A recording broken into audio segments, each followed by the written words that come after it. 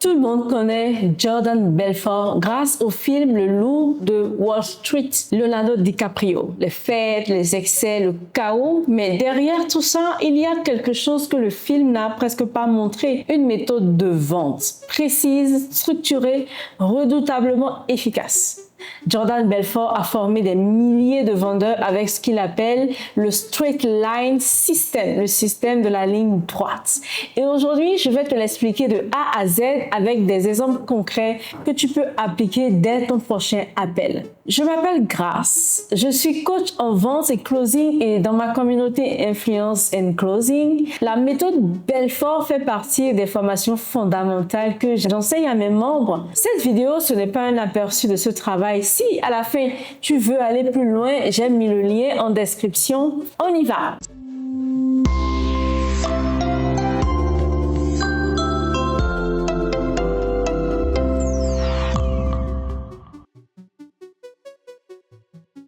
C'est quoi la ligne droite?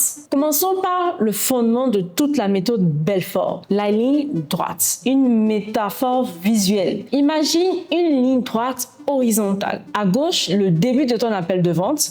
À droite, le closing, la signature, le oui. L'objectif est simple. Aller de gauche à droite le plus efficacement possible. Le problème, c'est que dans la réalité, les conversations ne sont jamais droites. Elles zigzaguent. Le prospect te parle de son char, de la météo, de son ancien fournisseur, de son cousin, qui a essayé un truc similaire. Et si tu suis ces détours sans cadre, tu te perds et lui aussi. Belfort dit, le closer doit toujours être le capitaine de la conversation, pas le passager. Être le capitaine, ça ne veut pas dire parler tout le temps ni couper la parole, ça veut dire maintenir le cap. Écouter activement, mais toujours ramener la conversation vers l'essentiel au bon moment. La technique concrète pour ça, c'est ce qu'il appelle le looping, les boucles. Quand la conversation dérive, tu utilises une phrase de transition pour revenir sur la ligne. Par exemple, c'est vraiment intéressant ce que vous dites et ça me rappelle justement une question importante que je voulais vous poser. Ou encore, je comprends parfaitement et c'est exactement pour ça que je voulais qu'on parle de XYZ. Tu ne brutalises pas la conversation, tu la recadres avec fluidité et le prospect ne réalise même pas que tu viens de reprendre le contrôle. Deuxièmement, les certitudes. Maintenant, qu'est-ce que tu cherches à accomplir pendant que tu navigues sur cette ligne droite? Belfort est très précis là-dessus. Il dit que pour qu'une vente se conclue, ton prospect doit avoir atteint un niveau de certitude suffisant sur 3 éléments distincts. Il appelle ça les 3-10, c'est-à-dire les 3-10. Comme si tu notais chaque élément sur 10 et tu dois viser le plus haut possible sur les 3. Certitude numéro 1, ton produit ou service. Le prospect doit être convaincu que ce que tu vends est vraiment la solution à son problème. Il doit voir la valeur, pas juste comprendre les fonctionnalités, ressentir que ça va changer quelque chose pour lui. Comment tu construis ça? En posant les bonnes questions au début de l'appel pour identifier son besoin profond, puis en lui montrant comment ta solution y répond directement. Tu ne vends pas un produit, tu vends une transformation. Certitude numéro 2. Le prospect doit avoir confiance en toi, en tant que personne. Est-ce que tu es quelqu'un de compétent? Est-ce que tu es honnête? Est-ce que tu as son intérêt à cœur? Ou est-ce que tu cherches juste à vendre? Cette certitude se construit dans les premières minutes de l'appel. Ta façon de te présenter, ta façon d'écouter, ta façon de répondre à ces premières questions, tout ça construit ou détruit ta crédibilité, c'est-à-dire toi. Belfort insiste beaucoup là-dessus. Les gens achètent chez les gens. Avant d'acheter ton offre, ils t'achètent toi. Certitude numéro 3. Ton entreprise ou ta communauté. Même si le prospect te fait confiance et croit en ton produit, il peut encore hésiter s'il n'est pas sûr de la structure derrière toi. Est-ce que ton entreprise est sérieuse? Est-ce qu'il y a d'autres personnes qui en ont bénéficié? Est-ce que c'est pérenne? C'est pour ça que la preuve sociale est importante. Les témoignages, les résultats de membres, les avis. Tout ça construit la 3e certitude. Le diagnostic que je pose à tous mes membres, c'est sur lequel de ces 3 éléments perdez-vous vos ventes? Parce que si tu sais lequel te manque, tu sais exactement où concentrer ton énergie. Troisièmement, nous avons les tonalités. Le troisième pilier de la méthode Belfort, c'est ce qu'il appelle les tonalités. Et c'est là où beaucoup de closers débutants ratent quelque chose de fondamental. Jordan Belfort affirme que dans une conversation, les mots ne représentent que 10% de l'impact. 10%. Le reste, c'est-à-dire les 90%, c'est le ton de ta voix, ton énergie, ta façon de moduler ce que tu dis. Il identifie plusieurs tonalités clés que tu dois maîtriser. La tonalité de la sincérité absolue, c'est le ton que tu utilises quand tu veux que le prospect sente que tu crois profondément à ce que tu dis. Ta voix ralentit légèrement, tu marques tes pauses, tu regardes dans les yeux de ton prospect si c'est en visio. Le message que tu envoies, c'est « je dis la vérité et j'y crois vraiment ». Nous avons la tonalité de la curiosité, c'est le ton que tu utilises pour poser des questions. Ta voix monte légèrement. À la fin, tu sembles genuinement intéressé par la réponse. Et ça fait parler les gens.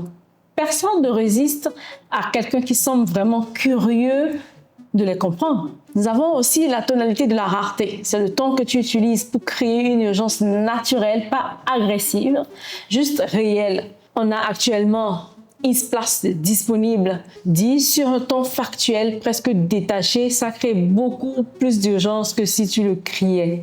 La tonalité de l'homme raisonnable, c'est peut-être la plus puissante. C'est quand tu reformules une objection de façon tellement raisonnable que le prospect lui-même se demande pourquoi il hésite. Je comprends parfaitement et en même temps, est-ce qu'on peut être d'accord que le problème de la majorité des vendeurs, c'est qu'ils restent sur un ton plat pendant tout l'appel? Ou pire, ils montent dans les aigus quand ils sentent une résistance, ce qui transmet du stress. Apprendre à moduler cette tonalité, ça s'entraîne. Comme un musicien qui travaille ses gammes. Quatrièmement, gérer les objections. Avec Belfort, parlons maintenant des objections, parce que c'est souvent là que les ventes se gagnent ou se perdent.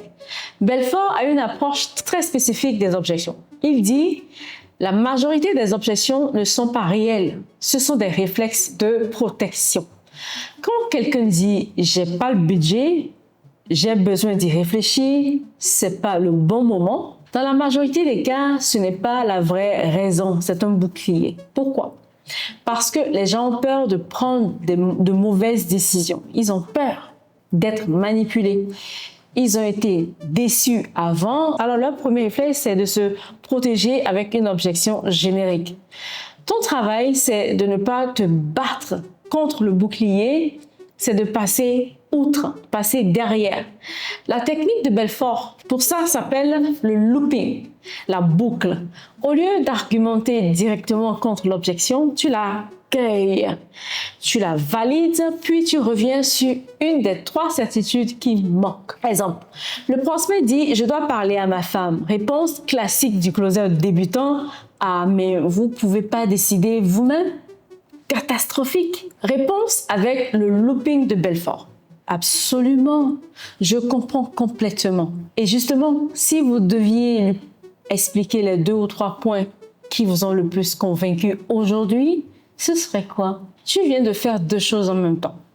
Tu as validé son objection sans te battre contre elle et tu as demandé au prospect de te dire lui-même ce qui l'a convaincu, ce qui renforce ses propres certitudes. C'est du judo verbal. Tu utilises l'énergie de l'objection pour aller vers le closing par contre lui. On vient de couvrir les 4 piliers de la méthode Jordan Belfort. La ligne droite, rester maître de la conversation sans jamais forcer. Les 3 certitudes, le produit, toi-même, l'entreprise. Les 3 doivent être ouverts. Les tonalités, parce que comment tu parles pèse 90% de ton impact. Le looping, transformer les objections en opportunités de renforcer la confiance. Est-ce que connaître ces concepts te rend immédiatement un meilleur closer? Partiellement. La connaissance, c'est le début, mais c'est la pratique qui installe vraiment les réflexes. Et c'est précisément pourquoi j'ai créé Influence and Closing. Dans ma communauté, tu n'écoutes pas juste les théories, tu pratiques. On fait des simulations d'appels réels. On décortique ensemble des conversations. Tu reçois des feedbacks directs sur ton script, ton ton, ta façon de gérer les objections. Tu as accès à des formations complètes sur Belfort, Chris Voss, Grant Cardone, Jeremy Miner, Dan Lok, les plus grandes références mondiales de la vente, adaptées et traduites en techniques concrètes pour le marché francophone. Et tu rejoins une communauté de setters et closers qui progressent ensemble, qui se motivent, qui partagent leurs victoires et leurs apprentissages. Le lien pour rejoindre est en description. Il y a un essai de 7 jours. Prends-le. Si cette vidéo t'a apporté de la valeur, like, commente et abonne-toi. Je publie chaque semaine des techniques comme celle-ci. À très vite.